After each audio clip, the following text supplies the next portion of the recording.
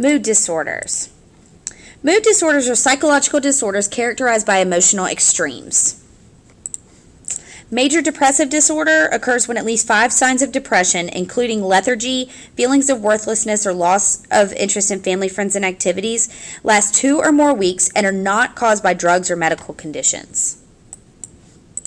Bipolar disorder is a mood disorder in which a person alternates between the hopelessness and lethargy of depression and the overexcited state of mania, which is a hyperactive, wildly optimistic state, and we're going to talk about what that means. Major depressive disorder is much more common than is bipolar disorder. Peter Lewinson and his colleagues have suggested that any theory of depression must explain the various behavioral and cognitive changes that accompany the disorder, its widespread occurrence, women's greater vulnerability to depression, the tendency for most major depressive episodes to self-terminate, the link between stressful events and the onset of depression, and the disorder's increasing rate and earlier age of onset. The biological perspective emphasizes the importance of genetic, neural, and biochemical influences. And here's your definition of mania. This is a mood disorder marked by a hyperactive, wildly optimistic state. So bipolars go between depression and this.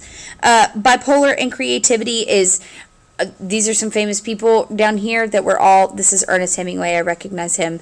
And these are all very creative, artistic people, like we talked about in class.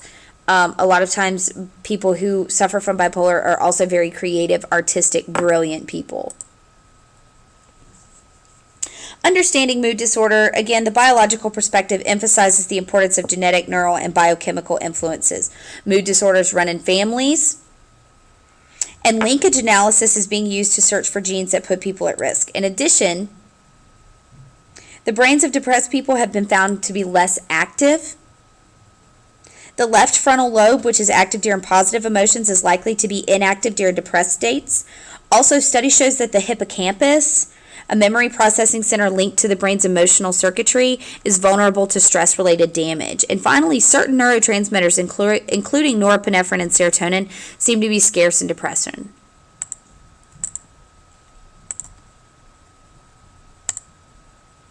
The social cognitive perspective suggests that self-defeating beliefs, which arise in part from learned helplessness, and a negative explanatory style feed depression.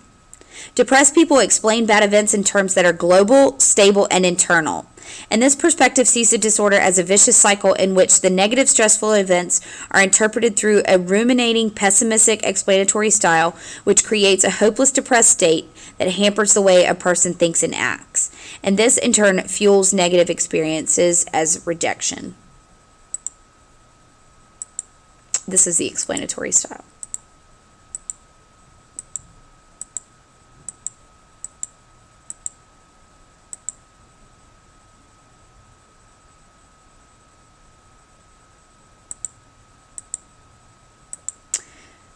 Again, the social cognitive perspective views it as a vicious cycle.